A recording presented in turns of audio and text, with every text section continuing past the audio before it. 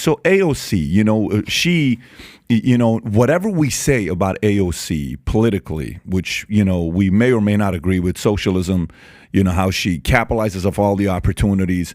She's been able to get her message out there to hundreds of millions of people at this point. The entire country knows who she is. She's got God knows how many followers on Twitter, 10, 15 million followers on Twitter. What do you think she's doing that's resonating? Because May 11th, you just had a birthday. Happy birthday to you. 2 weeks ago, you had a birthday. May 5th, but yeah, Cinco de Mayo. Okay, so you put May 11th here, so it says May 5th. So She's a Cinco de Mayo birthday. Happy birthday to you. For her, so fireworks, baby. 29 years old. Your age starts with the number 2. We skip here. Tyler, you're how old? Just so we know. 34. Here. 27. No. 27 years old. Okay, and then 34. from there, there's a spike. There's no 3 here. Then it's 4 and 5 in the room. So for the 20-year-olds, yourself, what makes you think an AOC is getting the kind of connection with the younger audience where they're saying she makes a lot of sense? Why is she having so much momentum? That's a great question. Number one, she's being helped out by these social media companies. I would love to see how many of her actual followers are real. Let's just put that out there, because they are being heavily promoted more than conservative voices, which is why we need counter voices to them. But I think, look, she's relatable. She does these, little videos. She was one of the first millennials that had a strong voice in Congress. Everybody knew about her. She was put on this pedestal, and she was heavily marketed by the powers that be in her party. People believed in her, and even if she disrupted her establishment candidate, she was still heavily backed and funded by people who propped her up.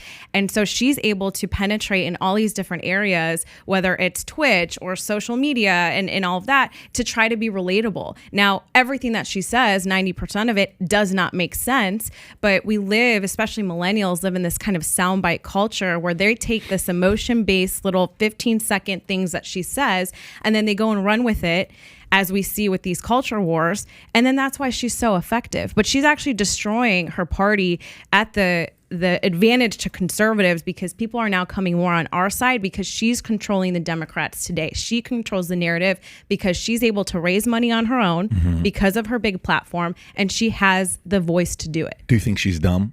Yes. You think she's dumb? I do. Really? I think she's dumb. No, okay, I'll say this. She's smart because she's smart at manipulating. I think anybody like that deceptive.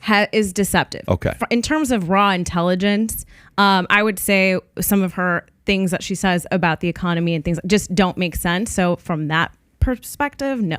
So economically, and her degree is in what? Isn't her degree in economics? Yeah, isn't it? Isn't it in economics? So yeah, some of the stuff she talks about, it just makes you wonder, like, who the teachers are today. I'd love to go to college. I'd love to go to one of these UC Berkeley economic classes just to sit there as a student. Just to sit there and be like, go a semester through it, like a project. You know what I'm saying? Like you recorded. And you wonder what these professors are telling these kids that are going to college about economy. What are they saying about the rich man, about the capitalist, about the business owner? What kind of commentary? Because they're shaping the mindset of these kids. So if you like this clip and you want to watch another one, click right here. And if you want to watch the entire podcast, click right here.